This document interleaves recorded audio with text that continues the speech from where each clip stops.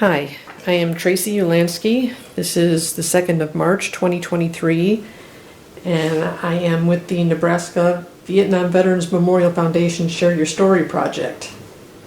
Bellevue University is a sponsor of the National Vietnam Veterans Memorial Foundation's Memorial Park project, and right now I am at the home of Kenneth C. Melhus, Army veteran who has agreed to share his story for the Library of Congress Veteran History Project and the Nebraska Vietnam Memorial Project. Okay, Ken, let's begin with your full name and where you were born. Okay, Kenneth Clarence Melhus. I was born in Cedar Rapids, Iowa, at a hospital. And I grew up on a farm north of Norway, Iowa. What kind of farm? Just corn and beans. It was a grain farm. Okay. Tell me about your parents. Well, they were Clarence and Leona Melhus. And my dad died when I was fairly young, about 4 or 5 years old. So I had my mom to raise us, my sisters, 2 sisters, Kathy and Carol and I. And she became our mentor and provider, and we can't say enough about her, the kind of person she was. Where did you go to school? Norway Consolidated School. It's old, it was built in 1937, so pretty old. So I went to there, and we had small enough classes, and I could be involved in about everything, and I was, except for studying. Except for studying. But it was a good school. And then when I graduated from there, I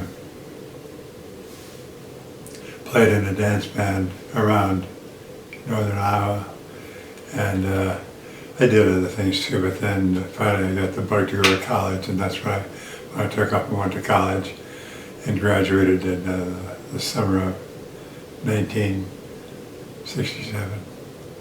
And what degree did you get? Bachelor of Arts in Business. Okay. At what point did you decide to join the military? Well, it was not a voluntary thing, because when we're going to college, I had a college deferment. And as soon as they gave me my diploma, they had notified the draft board that I was no longer in school. So were you drafted or did you enlist? I was drafted. I went in, I was processed in, I think, 5 December was the official date I was processed in. And then I went to Fort Bliss, Texas for my basic training. And about all they did was cut off my hair and give me a uniform and send me home for Christmas. So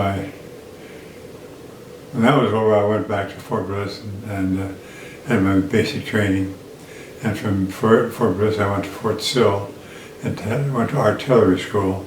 And the particular specialty that they had us set up for was to be a forward observer or a target acquisition specialist.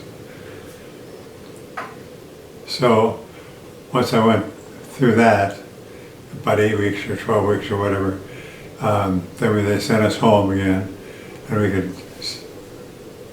we knew where we were going. We were going to Vietnam, so we went home and just spent some time with our families. How long did you get before you were shipped out? I'm trying to think, 2 weeks maybe. I don't know for sure. But I got to see all my relatives, which was the tradition at that time. And they would all give me advice of some kind. So when my next stop after being at home was Fort Lewis, Washington. And from there they set me up with an airline ticket to get down to Cameron Bay. There were a lot of military guys going over there from Cam Ranh Bay. And then from Cam Ranh Bay, after I've been processed there, they sent me up through Da Nang to Dong Ha. Dong Ha, and that's where all of us met who were in these classes that were called target acquisition. Now, when I was there, I had just arrived, 2 of us were pulled out of the class and made sergeants. So there was an outpost that we were going to go to, and we were going to split up the class, and or maybe a little, that's kind of close, split up the class, and I was going to take 1 month of operation up there, and Paul, who was the second guy to get his sergeant's stripes, would follow me, and that's who we are here. I was either going up with my team or coming back with my team, and then from then on, while we were up there, our job was to locate enemy artillery, ground troop movement, and that's what we did. To do that, we had, well, let me tell you a little bit about the objective. It's nice to know what the objective is, why what you're there for. North Vietnam, we could see from our outpost, which was on the DMZ, we could see North Vietnam, so we could see quite a ways in. And whenever they fired their artillery at us, we could always see where it was. And so we up in our tower would have maps set to certain directions, and so we could get an azimuth to it. But in my particular grouping, we had somebody called sound ranging, which meant that it was World War II equipment. But we buried microphones in the field. They looked like a 5-gallon can, and that's what they looked like a bomb of some kind. Then we had wires coming from their back to our outpost, and we could use the marks on the tape that would run and measure those and come up with a very, very good, accurate azimuth and for the fire mission. And then we would call the fire mission in. Many times we would call a marking on it, say mark 1.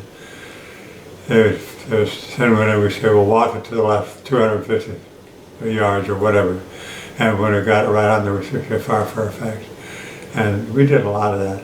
I don't know how many missions we called in, but somebody said around over 400.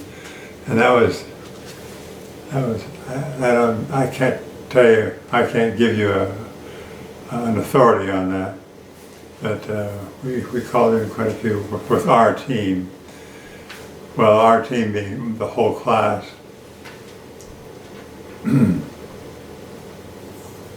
But what North Vietnam wanted to do was start at the DMZ, cross it, and just push south and take all Americans with us. Well, we had the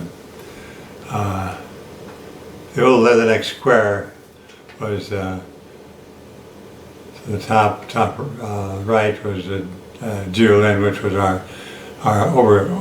our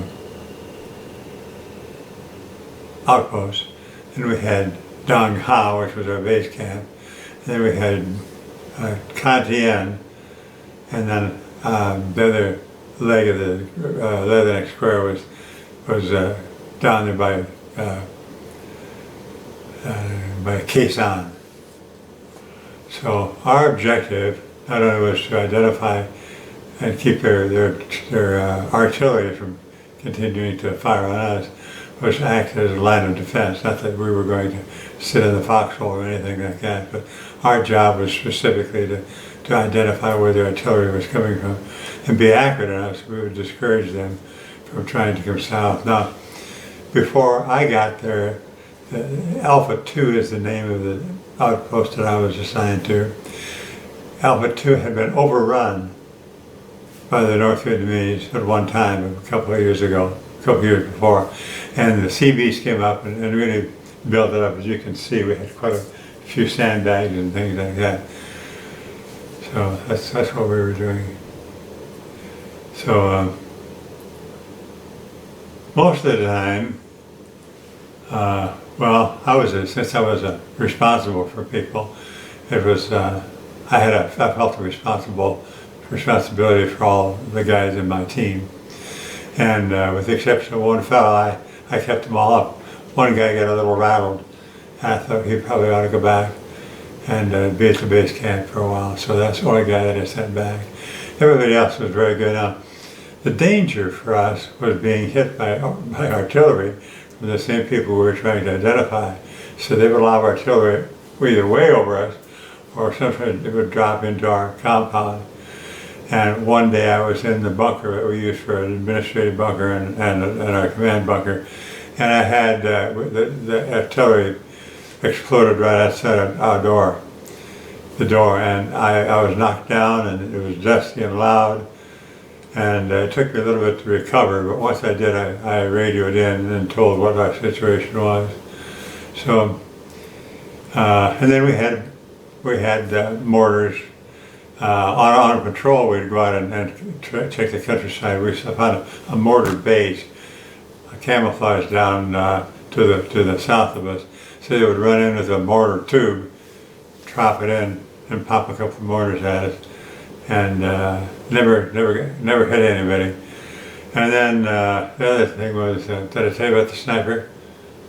I didn't tell you about the sniper. Well, not only did we have artillery come in on us at different times and mortar, but we had a sniper that almost tagged me. I'll never forget the sound of that bullet going past my head. I was standing up a little bit, looking out for some kind of observation, and that bullet right by me, and I remembered leaping for the ground, trying to grab dirt, just trying to pull myself up quicker. Well, we went on a patrol and found different things too out there. They were active at night, and we were never going out of our outpost at night. We had a lot of concertina wire and mines around that, so they didn't try to come into our compound, but they could sure shoot in it and do other kinds of mischief. Can we stop this for a second? We can take a pause. I need to go to the bathroom. Yeah, go ahead. We're just going to let it run, and you're going to come back. Okay. That's absolutely permissible.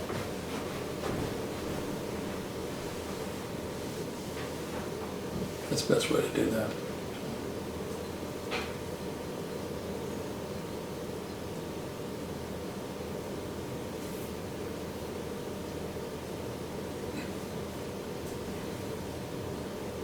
And that way they know that there was no editing.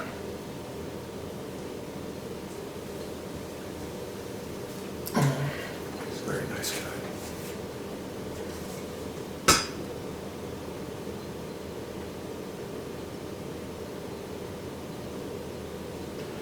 I thought that was a hill in the back with tents way back there. That's all right. You're right. I mean, as I was looking at it, it looked like a hill with some tents. See what I'm saying? Because you look at the background.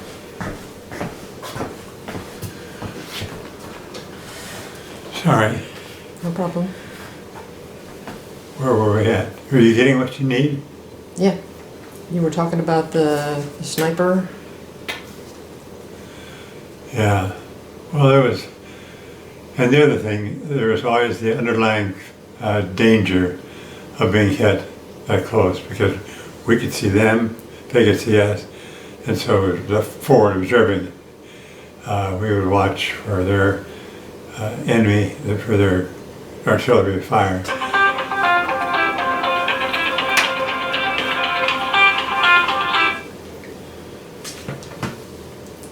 Enemy fire and call it in. So we had a pretty good relationship with the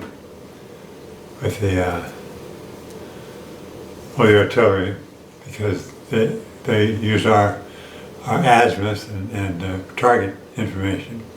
Not only did we were involved in that, but there was A2, and content was the second point.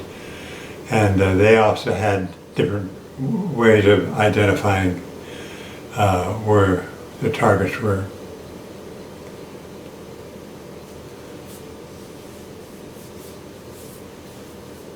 So, being in charge of the operation and wanting to be careful,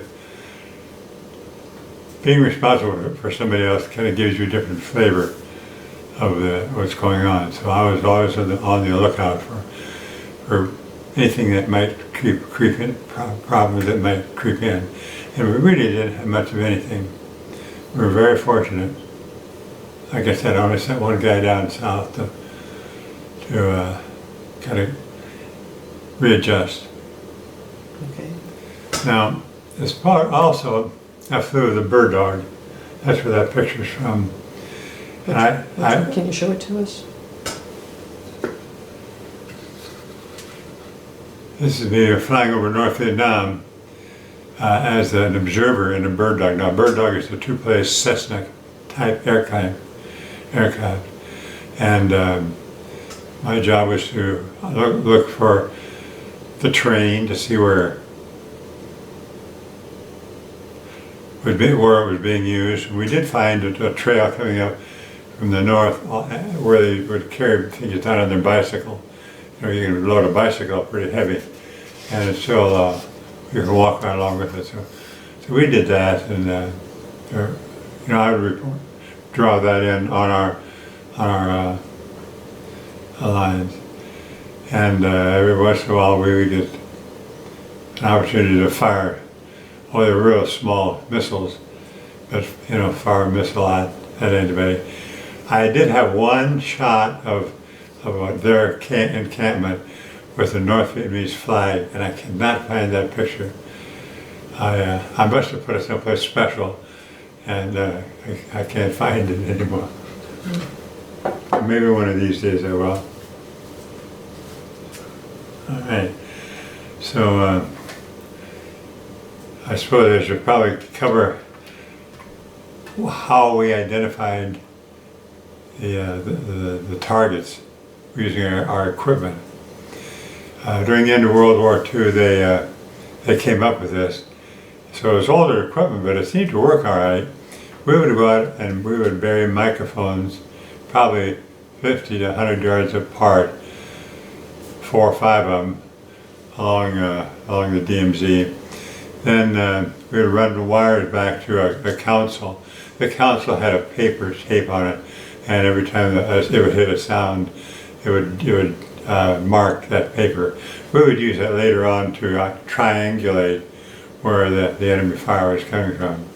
But when we saw the flash, the light travels a lot faster than sound, and so we would see the flash of the cannon, and we would then activate that key, and we would wait until the sound then would hit us. And when the sound hit us, we knew that we were picking up enough information to identify where the target was. That's kind of interesting, being that close to the enemy all the time, and you kind of get used to it, but then you don't get used to it. And I'm not sure I want to do it again. Were there any casualties in your unit? Luckily for us, there were not. We had, I've got tinnitus and some other things that have to do with my Parkinson's and bladder cancer and some other things are presumptive loss, are presumptive from that. So then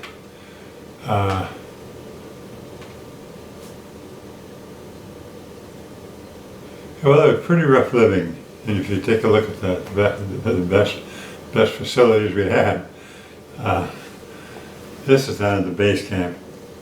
So we had nice hooches down there, but one of us, Paul or I, were just getting ready to go. Show us. This is the base camp, and Paul and I were ready to exchange places and take our group up. It took a little while because we had to sweep the road. We drove the Deuce house up, and we drove our Jeep up. So they were out there sweeping the roads while we were getting ready to go. And then once they said, we're ready, then we'd take off and go. It was about a 10-mile trip, maybe not quite that much, up to the outpost. So we have that one with yeah. Oh yeah. You see the background there, and how the hooches, these sandbag structures were set up for firing from.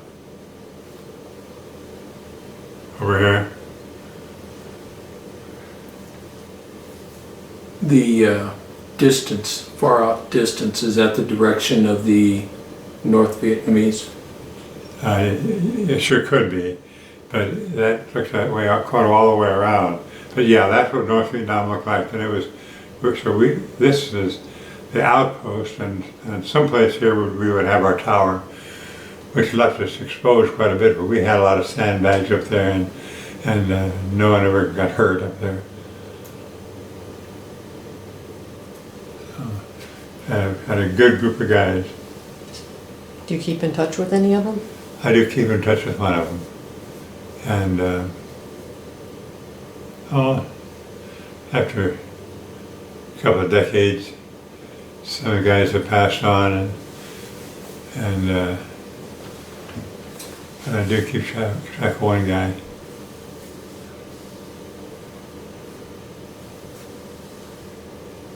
But when you're young, there's always a feeling that it's not going to hurt you. You're going to get through it. And I think that's what helps young people get through it. You take an old guy like me who has the reality of the world, I wouldn't want to go up there at all. I'd stay in the bunker all the time. So we had, after we left, we were up there, I don't know how many months, but after we left, the North Vietnamese did come in and overrun our camp again. And that time they destroyed as much as they could, and we never went back up.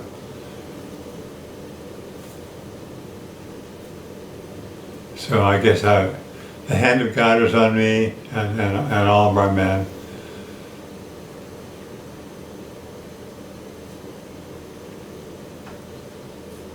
But they came in after you were out, so... They came in after we were out. Because they had to destroy a certain amount of a minefield that we had around the outside. We had miles of concertina wire. And I think that it was probably like a football field or something was the rough diameter of the inside of the outpost.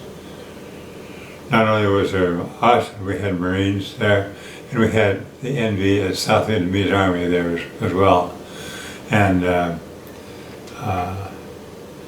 so it was kind of packed, crowded, but everybody had their own jobs. We had our job, and so, you know, when we went out of patrol, of course, we would alert everybody, so they would provide a certain amount of security for us. And then we could see where the North Vietnamese had come down and penetrated the DMZ. But they were looking farther south than us.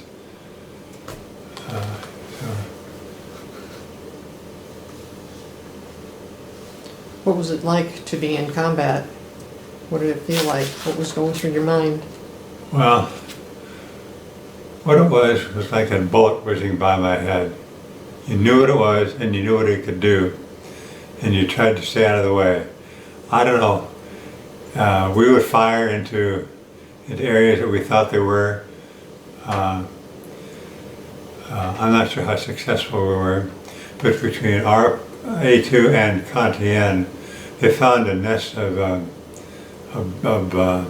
tunnels, not very big, but just to hide supplies and stuff. And that's one of the times the Marines had an ATV, and they went in first, and we stayed back as a second tier. And then when they were repelled by rifle fire from that area, and that was right south of us. So you got us, they were, and Cantien. So I didn't realize that until we almost got out of there. But I don't know. I mean, you're kind of automatic. You're kind of an automatic. How long were you there? I was there 14 months. I think 14 months. Because 12 months, every other month I went back with my team. And then Paul went up with his team. And then if we had less than the time required to be over there, we could volunteer to stay at the base camp. I took convoys to Da Nang, and I did a lot of stuff. Went through Hue City after the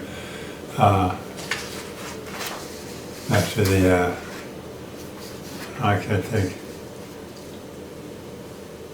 They had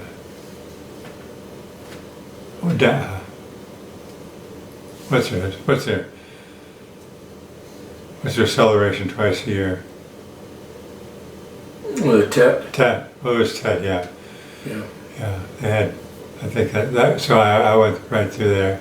But there was always danger, no matter where you were, and you tried to just be aware of that, especially when you're out away from base camps and the outposts.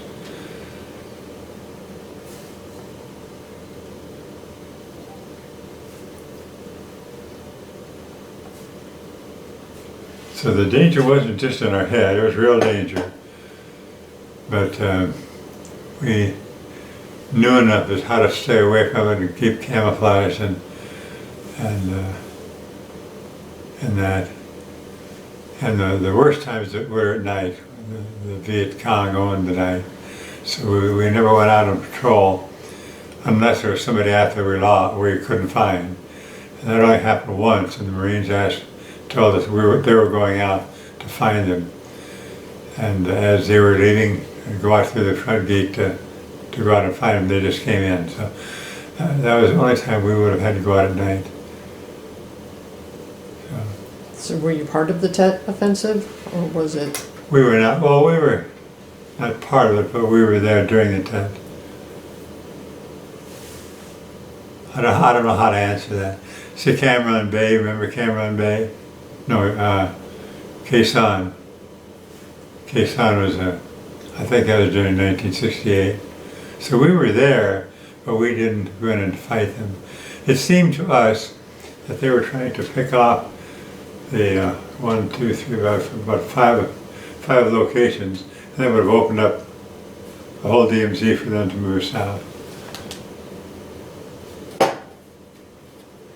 You would have been probably considered a smaller location too, Mm-hmm. where they were concentrating their troops.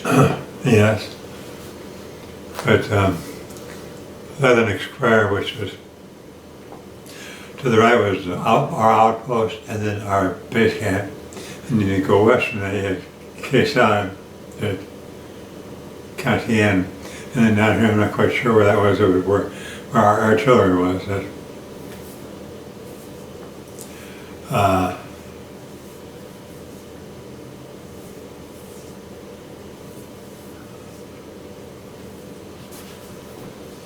Forgot what I was going to say. It's okay. I think I told you about how our equipment worked. Was that in depth? Oh yeah, I know that. I like that. That was very interesting. Yeah. I think you had mentioned something as well, that you would fly over Oh yeah. and you would see the artillery as well, and you could see the lights on their bicycles when they were resupplying through enemy lines and stuff. Yeah. And that was something that I think you had mentioned. You and one other individual were being recommended for a Bronze Star. That's right. For that, you can explain, maybe tell Tracy a little bit about that, because you're flying, you going into the flying side is very interesting. Yeah. Well, we went flying as observers with our bird dog pilots, and so we would fly over North Vietnam and find their locations, their encampments, and like he's saying, trails that they that they resupplied their I suppose you would call them supply depots, but they were all buried. And at night you could see different things at night. Not that we could call artillery or anything on them, but we could see things. I'm not exactly sure how much we saw, but we did see it. We knew that they were out there. Yeah. Did they know you were there? Well, we were sitting on top of a hill in this, and our outpost, we had a tower, about a 25-foot tower, set right in the middle of it. So we would go up there and we could see a long ways into North Vietnam. And then when there was a firing, we would do like our asthma, and then we'd hit our console downstairs, and as soon as the sound waves would hit those microphones, it would help us triangulate the location. And then we would call that in. It took a little time to do, and we're not sure that they fired and moved right away, or they fired and stayed right away, because there was vegetation out there that they could easily sit behind.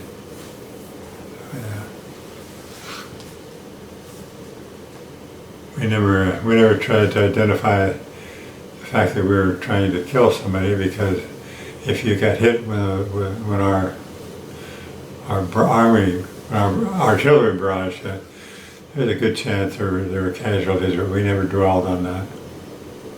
Never dwelt on it. Did you ever see it, or was it too far away? Well, there was vegetation, and so you just couldn't see. You couldn't see much of the guns because they were hidden behind vegetation or small trees or something like that. So we never wanted to see. Never wanted to see that. What was the worst part of being there? Home. We weren't home where we were safe, and we weren't. There was a certain amount of danger to all the aspects of the work that we did. So looking forward to home and getting our mail from home was always really a great morale booster. Mom sent me a birthday cake, and it was a big layered, angel fruit cake. She had put frosting on it and then dropped popcorn all around it for security. So that was kind of fun opening that when we got that. You got that in the mail while you were there? Got that in the mail. They brought it up from Dong Ha, which was our base camp. You had a lot of friends that day. Yeah, it was good. Well, everybody would get something from time to time, and we'd share. What got you through the hard times while you were there? I think being a Christian,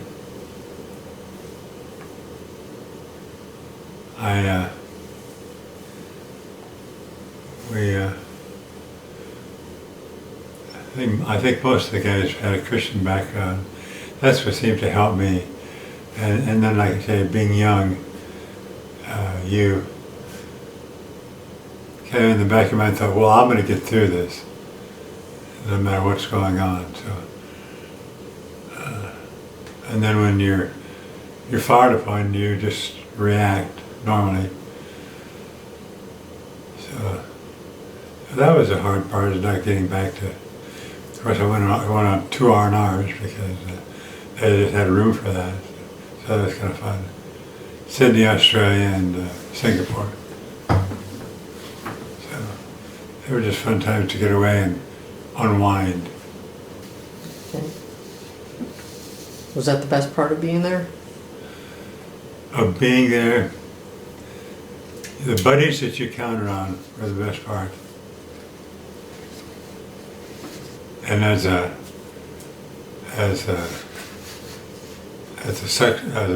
sergeant, I felt a responsibility to those guys as well. Not that they were aware of all of my observations, but I was making sure that that they were all right, and they were able to clear their mind when we were in base camp and stuff like that. And then two of us would go and fly, and that was, at first it was a lot more fun than it was when we crossed the Ben River. So we had the 17th parallel, and then we had the Ben River, and then we had North Vietnamese DMZ. So we could all come down to the river, so to speak, but we never did. We had B-52, they told me it was a B-52 raid north of the DMZ, trying to wipe out the North Vietnamese encampments. You see, that was important because that's where they would have bivouacked, so to speak, in order to move into South Vietnam. So, and they had they must have had 4,000 or 5,000 soldiers up there at one time. And they would come across and like a wave and taking care of us. So they put maybe the B-52 was in there to do something for that. We never heard a lot about what was going on as far as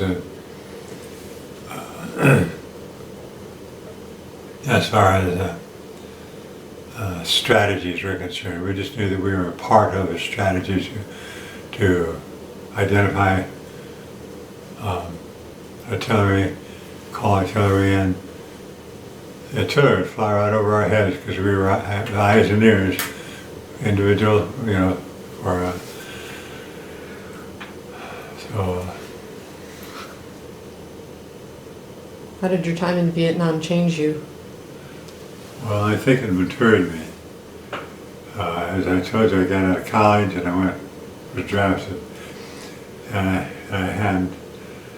there was maturing about it because of the seriousness of the things we were doing, and the seriousness of our responsibilities to each other. And I think that helps a lot mature me. Because when I came back, it wasn't very long and I got a good job, started my life. Did you use any more schooling? Did you use the GI Bill? I did. I went to Northwestern Bell. They had an opportunity for me to go to college and get my master's, which I did. I got a master's in management and then master's of management from Bellevue University. So for that, I used the GI Bill. I used the GI Bill also to learn to fly. It was just an opportunity I had to fly single engine aircraft, and then I would have a pilot and an instructor with me. And that was a lot of fun. I got my commercial rating at that point, and that's as far as I ever took it. But that's what I did with the GABL. What was it like when you got home from Vietnam? How did people treat you? Well, Mom was waiting at the airport for me. I set my duffel in the trunk and got in with her. And I could just tell the tension just kind of started melting from her and me as well. Ask the question again. What was it like when you returned from Vietnam? How did people treat you? We didn't have a lively welcome at all. The only welcome we had was the guys in our small town, Norway, Iowa, where I moved up, and a lot of those guys went and were part of the Vietnam War. So, as a grouping, we all had. It wasn't. There were no celebrations, but we understood where each one of us came from, and I was really disappointed that the Bronze Star didn't come through, because they told Paul and I we were going to get the Bronze Star, and that's a disappointment for us. Although, I don't know. I don't know how to even respond to that.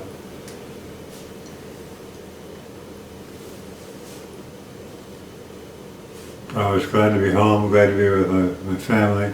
I could see the relief in their eyes, and I could see the respect in my family and our friends. And that helped me It helped you adjust? adjust. Now, when I was out processing, they sent us through a PTSD. Yeah, it's this one over here. Your couple questions, if I could, would you mind? Right. And these are just gee whiz questions because of all the different movies and that they had. What was your favorite song back then, as you were sitting with your troops and listening to radios? Is there a couple songs that you would say, because you see these Vietnam movies and there's a lot of songs that were anti-war and/or you know, reflected upon the times. As far as a song from Vietnam, I don't know. Bob Dylan was a big guy, and I can't remember the artist. Other artists. We had country western too over there. So George Jones had yeah. He Stopped Loving Her Today, and Yeah, that's familiar. yeah, Lucille. Lucille. Yeah, that was a Vietnam song. Yeah. How about your master's degree? Today, many more people have that level of education. It's still less than 5%. But how back then that would really have you stand out? Was that a venture that was a good thing for you? Did you see personal gain from getting your master's degree? I did in a way. I was getting close to retirement too. So, but I did. What seems to stick out in my mind is that my skills going all through life have been people skills and process skills. So I can identify a process that needs to be done, and I can assign the appropriate people to it, and then manage that process. Because when I got back, I developed a Northwestern Ballot kiosk that was like it had a screen and keyboard, of course, and we were going to sit there in college bookstores, and the students could come in and order their telephone service right online. And that was kind of fun. And then I did a lot of research, so I could do research. And research was to identify where markets were, how markets were good, what were key selling points in markets, because at that time we were out actively selling our business services. So, and I think it did. It was a self-improvement kind of thing. So my college degree, my master's degree, I got a commercial rating in flying. And then I started getting serious about settling down and met Sheila. And little by little that grew.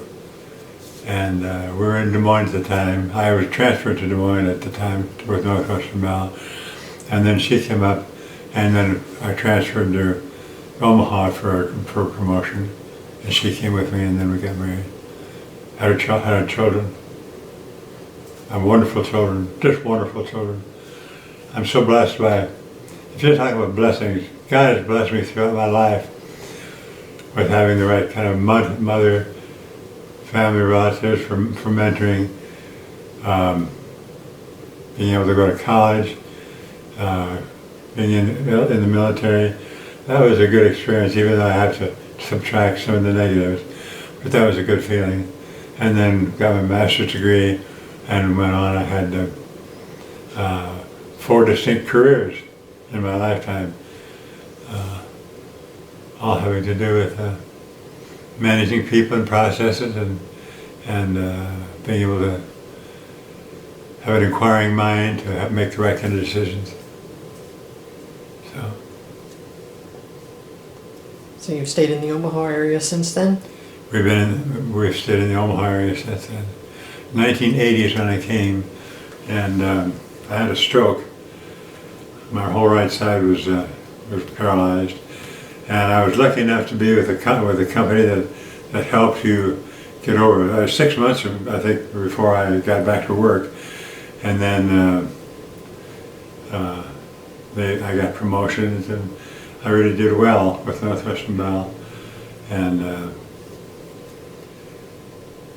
when I retired from there, I was still in the military, and I retired from the military, and I went to the Corps of Engineers.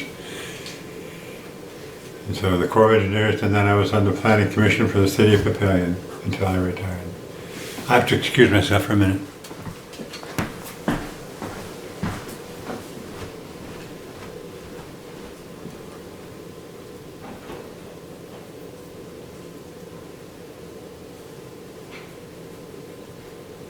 You have such good handwriting. You should be writing cards, you know, greeting cards and stuff. You really do. I try to have good handwriting, but yours is more consistent than mine, by far. Very nicely done.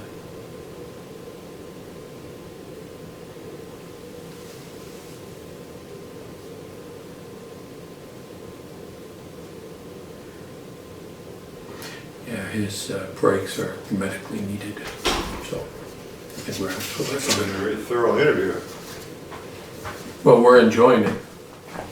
Thank you. I'm glad you are. Did you join any veterans organizations when you got home? The American Legion or? I'm a member of the American Legion. And Vietnam Veterans Organization. Of America? Yeah.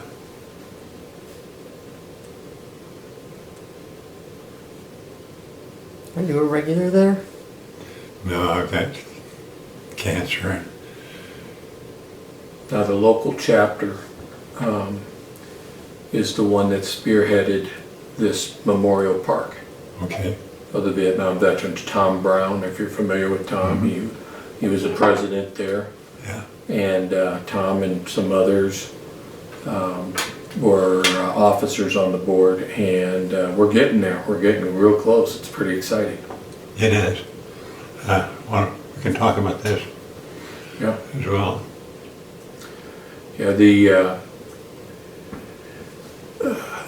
When you came home, are there anything, because there's a lot of turmoil in our country now, just like there was at the time that you were coming back. There was a lot of unfavorable protest and that to protest against the war. Is there, after you serving your country, especially being drafted, is there some advice you'd give young people today that maybe your service, even though it was not voluntary, you served honorably, you've evidently accomplished a lot, probably saved a lot of people with you being on the front lines to call in fire. Right. Is there something that you would tell young people today? Well, I'd have to try and understand what their culture is before they would even listen to me. But I would tell them to think twice about not going if you're drafted, because it's an experience that you'll never have at any other time. I would say that talk with the vets and get their feeling. Because when I went over, I talked to my uncle who was in World War II, and some of the things that he told me were good. One of them was if it's formation for chow, don't look at the first sergeant, or don't look at the platoon leader, because they'll say, okay, you, and you, KP. Voluntold. Yeah, voluntold. Yeah. Yeah, they shared that with us going in, that don't volunteer for anything. Yeah. Well, you didn't know how long it would be or how it would end, and I guess there was enjoyment. When we were running, we'd sing the cadence songs. You know, I'm gonna be an airborne ranger. Oh, two little ladies sitting in bed. One rolled over to the other and said, I want to be an airborne ranger, fill my life with death and danger. Silliness, you know. Yeah. But young guys, you know, we get a kick out of it. And but no, I think when I got back, PTSD was not quite a big issue, but the vets did call me and ask me how I felt about that. I went through the tests that they give, and they seem to think that I processed all of those things very well. But I saw some stuff I don't want to even think about anymore. One of them, I won't even tell you what it is, because then you'll understand why. But I was able to process what I went through. I guess throughout my life I've been able to process each position that I've been in and make the best out of it. What to tell young people? I would say talk to a vet, because the vets will give you a better feeling. Of course, the recruiters will talk to you about any kind of MOS you want to get into, and they'll use that to get you in it. And if that furthers your career or whatever, then that's good too. But not everybody's going to be in a danger zone. Not everybody's going to get shot at, shelled, and that's so. But sooner or later, some of it might come and shock you. I don't know if that's enough of an answer or not. Well, no, that's fine. It's your story, and we appreciate you sharing it. See, telling how somebody else should think is kind of a tricky thing. You know, because you're sharing a lot of how you feel your life went and how you just making an assumption that their life will be the same thing. What I do when I kind of mentor young people is tell them to do a 5-year letter to themselves in 5 years from now, and be very detailed. Here's my degree. Here am I going to be married? Do I have a car? Where am I going to live? All of those things become little goals and objectives. And I think how that helped me. I had a lot of good mentors. And I even wrote a letter. When I was going to be married, how many kids are going to have. And it just gives you some focus. You know what I'm saying? Because if you don't focus yourself, your friends will focus for you. Right. And many of those, don't have a focus either. So I've done that for young people.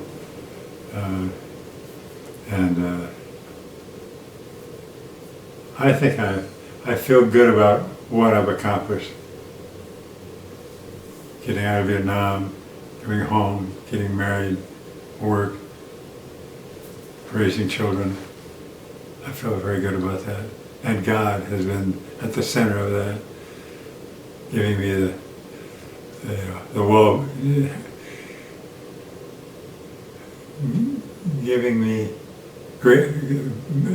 being gracious to me.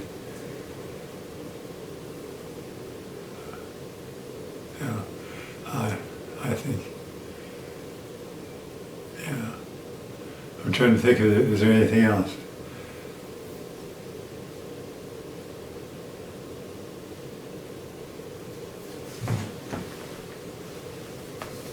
What do you wish more people knew about veterans? What's that? What do you wish more people knew about veterans Well, that have been through what you've been through? I wish they were able to understand. Now, people will ask me, what was it like over there? And I say, I know now why people don't get too detailed about what's going on over there, because right now we're sitting here in a comfortable home, there's no danger here, but over there you've got all of the uncertainties of that, and what am I trying to say? You can't smell the chicken. Over there, there's a terrible smell of chicken feathers burning all the time, because that's how the local Vietnamese would prepare their meals. So there's open fires a lot, and even inside our compound, the Vietnamese soldiers would bring in chickens and other things that I won't even mention, and prepare them. And there was always an odor about it, always an odor. and then the heat and the monsoons. So it's difficult to describe in terms of how they might be able to relate to that.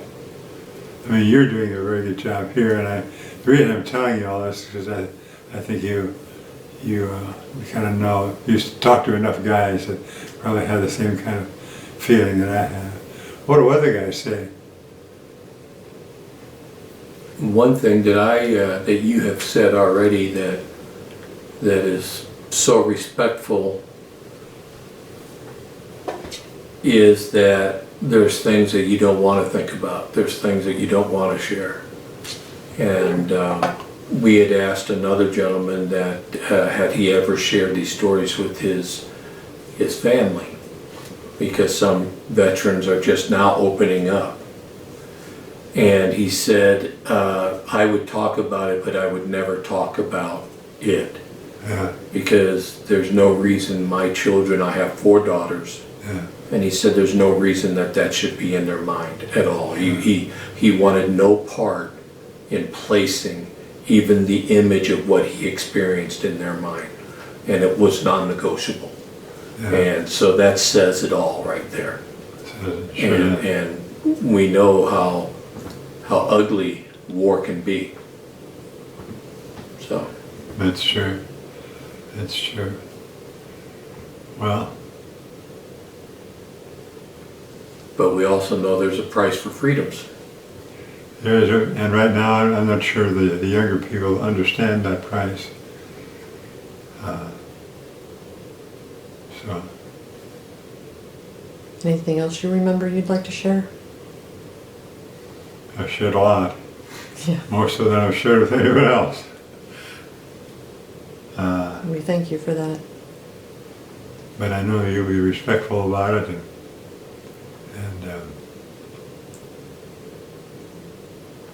I think when kids get older, in their 50s and 60s, they want to know more of this stuff. But right now they're busy with their own lives. They got their children, school for the kids, and all of the stuff that goes along with raising a family. So they're not as quite as interested as they would be if they were older. So I think this will be very helpful for them. Well, we hope you enjoy it, and your family enjoys it, because there's so much to be learned. Yeah. And there's so much that is said, even in a silent moment. And there's so much that is said and learned, even when something is not said. Yeah. And so that, both of us being retired Air Force,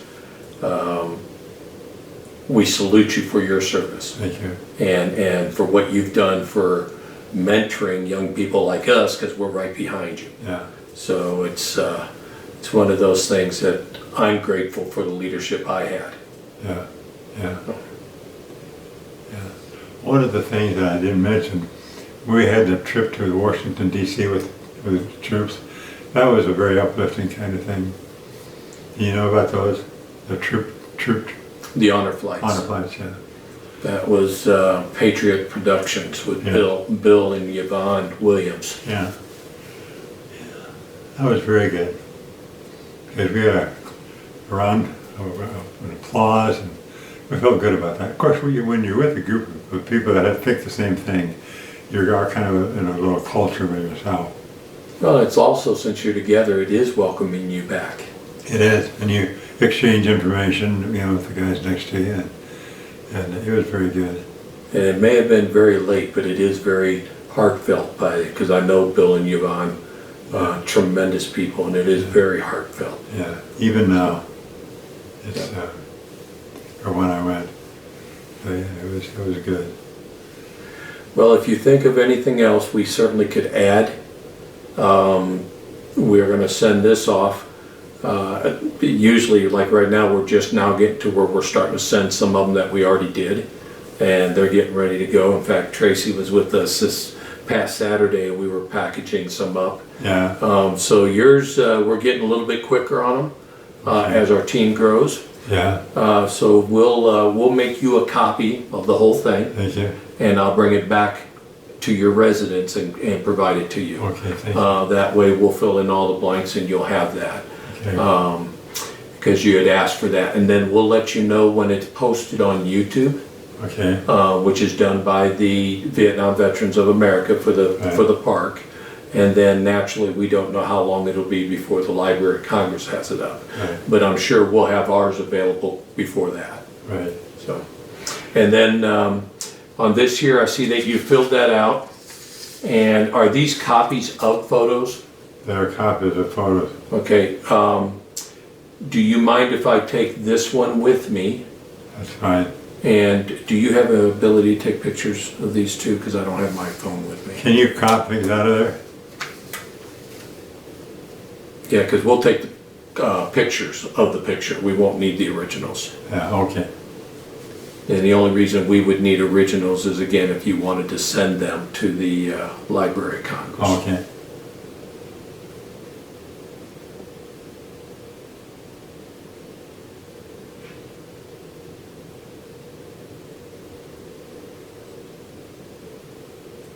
Okay. And you can send them to me when you get a chance to. Okay. All right, you could probably end that if you want up there. Did you already turn it off? And you can fill in the Oh, date. yeah, you can. You can fill in the date, no doubt. Okay. Oh, yeah, yeah. Since they got the years in there, we're gonna do 1967 all the way through to when you retired. Okay, Because you would have been, there's an 8-year service requirement, so you would have been what they call inactive reserve. right, So you're not obligated to do anything right, in that time that you were out here as a long-haired civilian. right. And then when you rejoin the reserve, they literally pull you out of the inactive reserve and then swear you into the active reserve. So, and that comes from a guy who's done that process that we just talked about, somewhere between 700 and 800 times. You've done these? I have recruited, as a military recruiter, over 1,000 people into That's a right, I uniform. remember you saying that. So yeah, so a lot of them I pulled out of the inactive components and put them in the active reserve. So, but yeah, so that's why I'm gonna make that real easy on us. The year that you retired is the year we'll put that on there. Good.